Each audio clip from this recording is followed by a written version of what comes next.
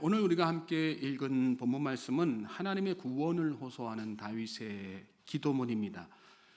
당시 다윗은 사울의 신하들에 의해서 반역을 도모하며 왕위를 찬탈하려 한다는 중상모략을 받은 상태였습니다. 그래서 사울에게 쫓기고 있었죠. 사무엘상 24장을 중심으로 그 내용이 상세하게 기록되어 있는데, 다윗은 상황을 반전시킬 수 있는 여러 번의 기회가 있었지만 자신의 손이 아니라 하나님의 손으로, 인간적인 방법이 아니라 하나님의 방법대로 문제가 해결되기를 바랬기 때문에 그런 자신의 처지와 상황을 하나님께 하소연하면서 구원해 주시기를 기도했던 것입니다. 오늘 우리도 살다 보면 억울하고 답답한 상황, 또 삶에 어떤 위기를 만날 때가 있습니다. 믿음의 사람은 바로 그때가 하나님의 도우심이 절대적으로 필요한 때임을 알아서 엎드려 도우심을 구하는, 간구하는 사람입니다. 믿음의 사람이 드리는 기도는 어떤 기도일까요? 모든 판단을 하나님께 맡기는 기도입니다. 1절에 보시면 여호와여 의의 호소를 들으소서, 나의 울부짖음에 주의하소서, 거짓되지 아니한 입술에서 나오는 나의 기도에 귀를 기울이소서. 다윗은 지금 자신이 드리는 기도를 의의 호소다, 거짓되지 아니한 입술에서 나오는 기도다, 이렇게 말씀을 드리는데, 의란 무엇일까요? 믿음이지요.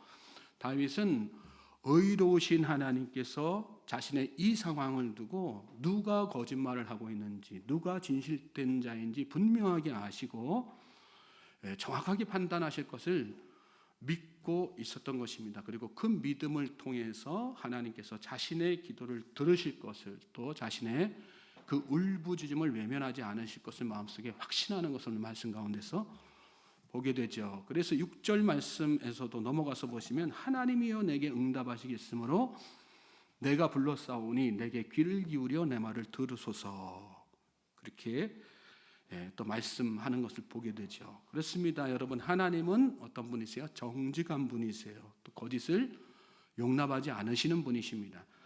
하나님의 공의는 치우침이 없으세요. 치우침 없는 공의로 정확하게 판단하시는 분이 하나님이십니다. 우리는 그래서 모든 것을 하나님의 판단에 맡기는 그런 기도를 해야지 되는 것입니다.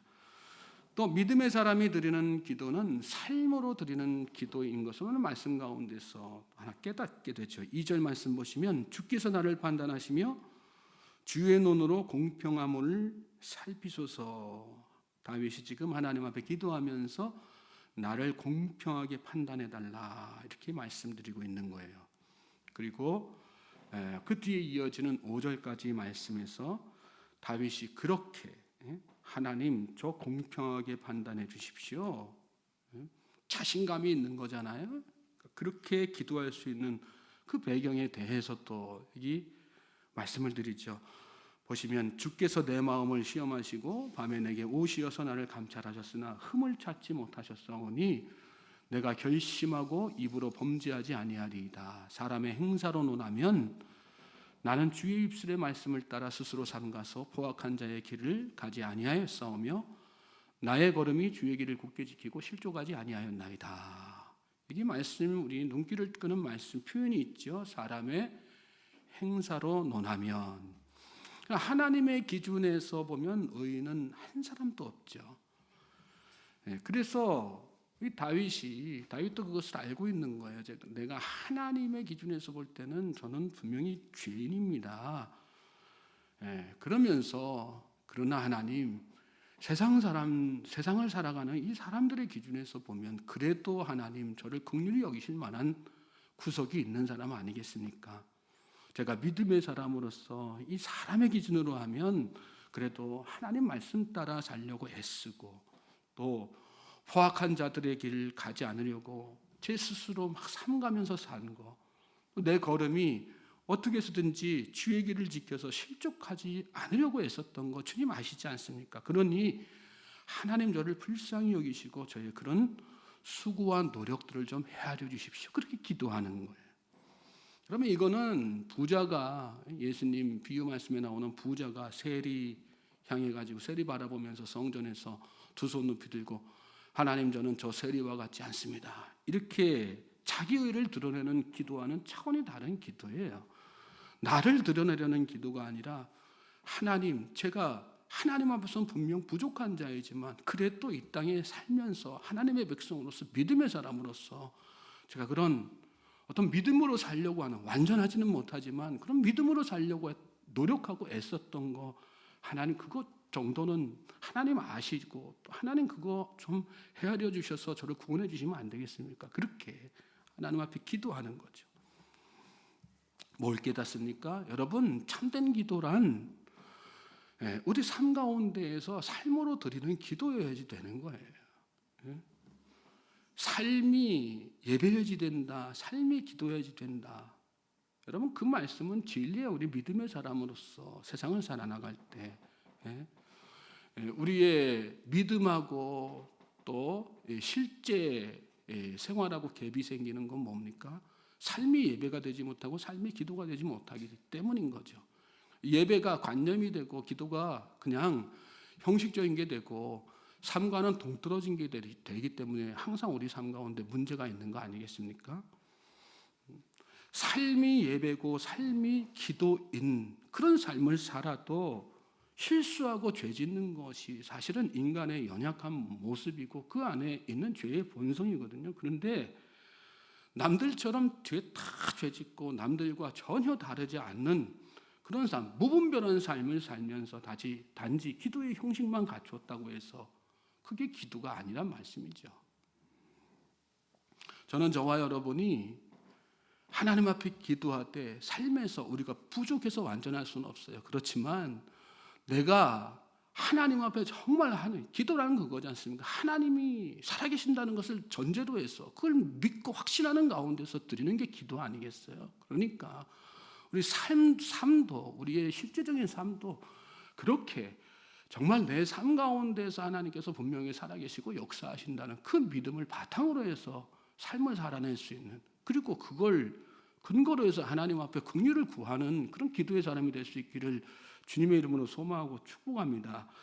예수님을 믿음으로, 예수님의 십자가 보혈로 우리가 연약하고 본성이 약해서 짓게 되는 모든 죄를 얼마든지 다 이렇게 용서해 주신다고 해서 우리가 그것을 마치 아무 때나 들이밀어도 입장 가능한 무슨 어떤 놀이공원의 면제카드처럼 막 사용해서는 안 되는 거죠. 만약에 그래도 된다고 하면 여러분, 율법이 이 시대에 무슨 의미가 있겠어요? 하나님의 말씀이 우리에게 있을 이유가 하나도 없지 않습니까? 그리고 예수님은 이 땅에 오셔서 무슨 말씀하셨어요? 나는 율법을 폐하러 온 것이 아니라 율법을 완성하러 오셨다, 그렇게 말씀하셨지 않습니까?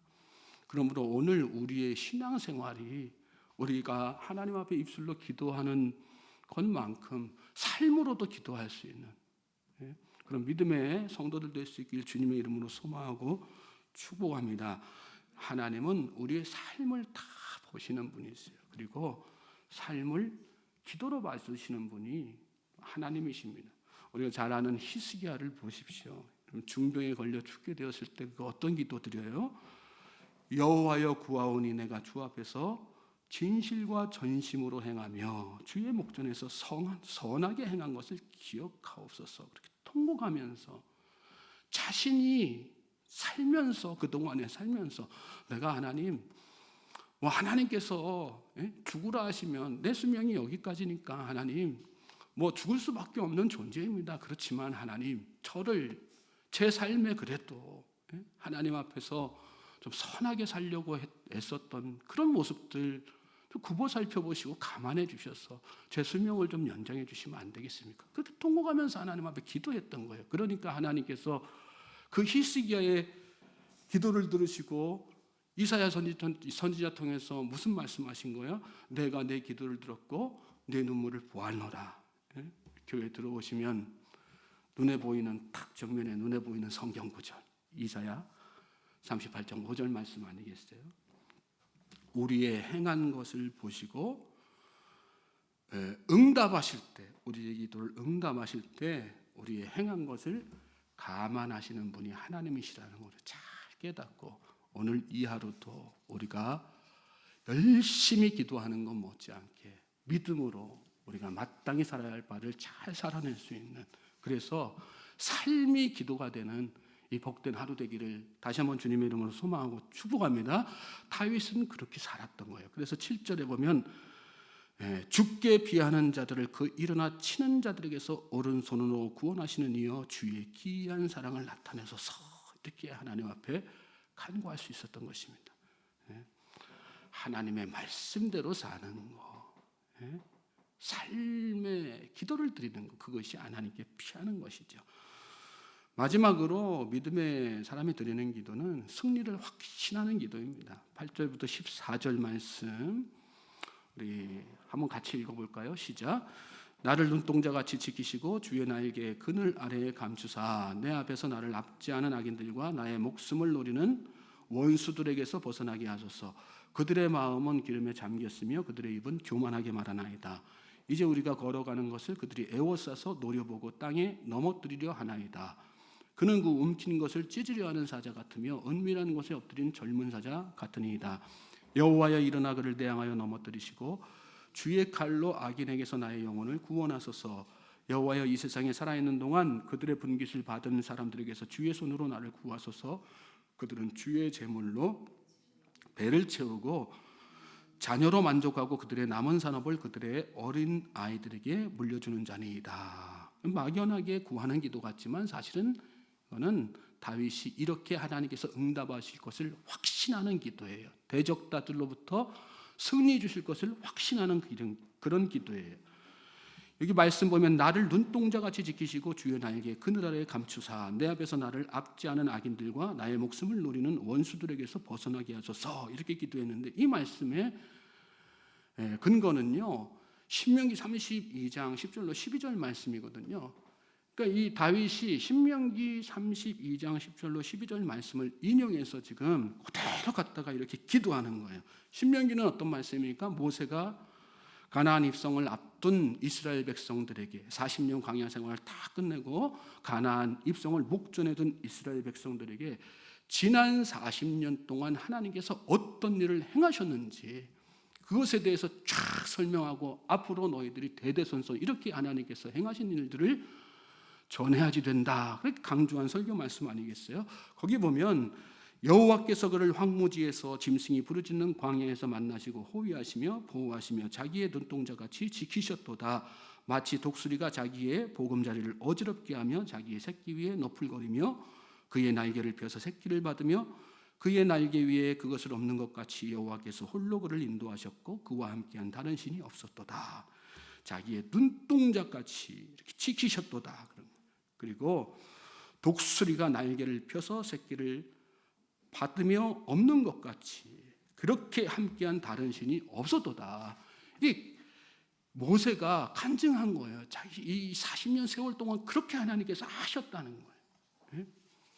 다윗이 지금 그 말씀을 근거로 이 기도를 드리는 이유는 뭐예요? 그 마음속에 뭐가 있다는 거예요? 확신이 있다는 거죠. 하나님께서 그래 우리 조상 출애굽한 이스라엘 백성들 모세 때 하나님께서 그렇게 행하셨지. 그래 하나님께서는 지금 내 기도에도 이렇게 반드시 응답하시고 지금은 대적자들이 나를 그렇게 힘들게 만들고 나를 공격하고 내가 지금 패배한 것 같지만 하나님은 그 상황을 역전시키셔서 반드시 내 기도를 들어주시고 나를 승리하게 하실 것이다. 그런 마음속에 확신이 있는 거죠. 저는 저와 여러분이 기도드리는 것에 이미 하나님께서 여러분에게 승리 주셨음을 확신하면서 기도하실 수 있길 바랍니다. 하나님께서 이미 여러분의 기도를 들으시고 여러분을 주님의 날개 아래 품으시고 응답하시고 계시다고 하는 사실을 여러분 확신하면서 기도하실 수 있길 바랍니다. 그러면 어떤 일이 일어날까요? 그 마음속에 여러분 어떤 환경, 어떤 어려움에 처해도 불안함이 다 사라지고요, 마음속에 만족이 넘치는 거예요. 그래서 여기 말씀 마지막 절에 보면 다윗이 그런 고백을 하잖아요. 나는 의로운 중에 주의 얼굴을 배우리니 깰 때에 주의 형상으로 만족하리이다. 잠들기 전에 불안함이 깰 때에 그렇게 만족으로 바뀌는 놀라운 역사가 삶 가운데 일어나는 거예요.